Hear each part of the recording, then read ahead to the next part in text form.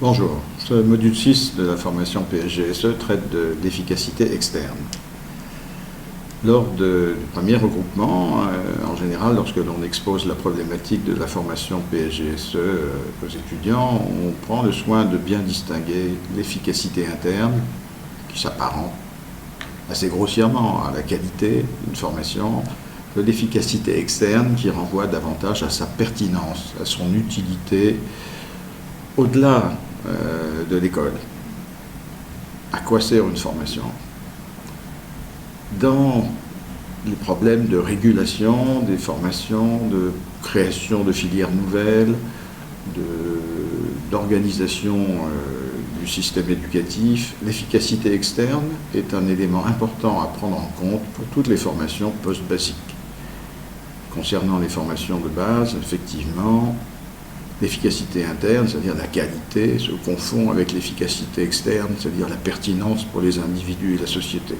On attend d'un enseignement de base qu'il permette de bien maîtriser précisément les apprentissages de base, lire, écrire, compter, dont l'utilité est tout à fait générale et évidemment se révèle dans toutes les activités.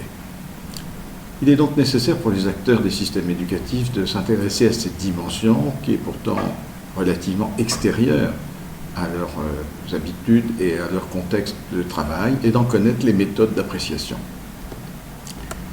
Sur la diapo qui est présentée à l'écran, on distingue différentes dimensions d'efficacité externe.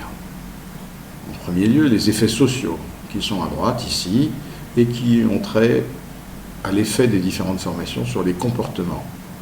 Comportements en matière de santé, par exemple, ici on parle de vaccination, comportements en matière de qualité de l'éducation des enfants ou même de taille de la famille. Tous ces effets sociaux se mesurent de façon marginale, c'est-à-dire ce qui nous importe, c'est de savoir surtout ce que chaque formation apporte en propre par rapport au niveau précédent en matière d'effets sociaux. Ces éléments se mesurent sur la base d'enquêtes ménages, dont on a déjà parlé à plusieurs reprises, notamment en matière de démographie, c'est-à-dire d'enquêtes spécifiques concernant les comportements des ménages, mais aussi concernant les consommations et une description plus globale des ménages.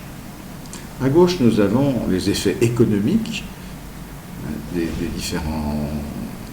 différentes formations, l'efficacité externe traditionnelle d'une certaine façon, et dans ce cas-là, on a effectivement la possibilité d'accéder au marché du travail, et on peut, à travers différents indicateurs, regarder l'efficacité externe des formations en regard du temps d'insertion, du temps mis à trouver un emploi, de la nature et du type d'emploi que l'on a par rapport à la formation que l'on a reçue, tant en contenu qu'en niveau, du salaire évidemment, de la rémunération finalement que cette formation permet d'obtenir.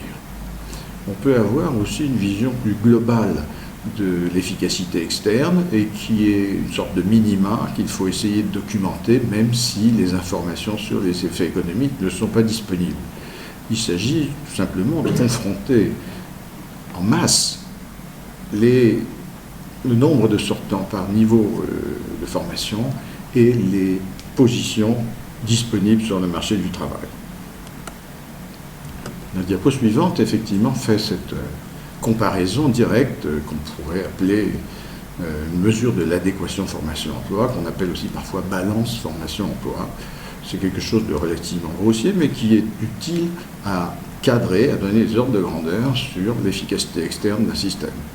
Ici, nous avons un pays pour lequel on dispose d'une part des niveaux de sortie en masse du système éducatif, c'est-à-dire la part que chaque niveau de sortie occupe dans une cohorte.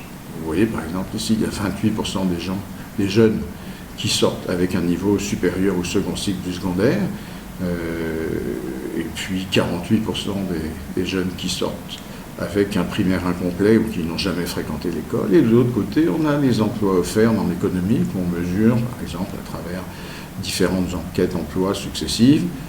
Eh bien, on voit qu'il y a un profond déséquilibre. Les emplois modernes qui sont censés accueillir plutôt les diplômés du supérieur et du secondaire ne concernent que 8% des emplois, et alors qu'ils représentent 28% des sortants du système éducatif. À l'inverse, beaucoup d'emplois créés dans l'économie sont des emplois dans le secteur agricole traditionnel informel. Eh bien, cela veut dire qu'une partie des diplômés les plus hauts dans le système, mais aussi des diplômés du premier cycle du secondaire et du cycle du primaire complet, devront trouver des emplois dans le secteur informel.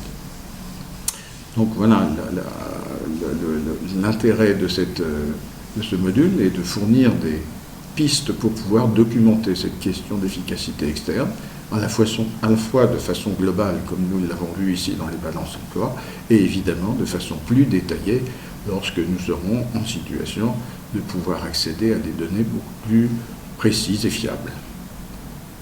À bientôt et bon courage.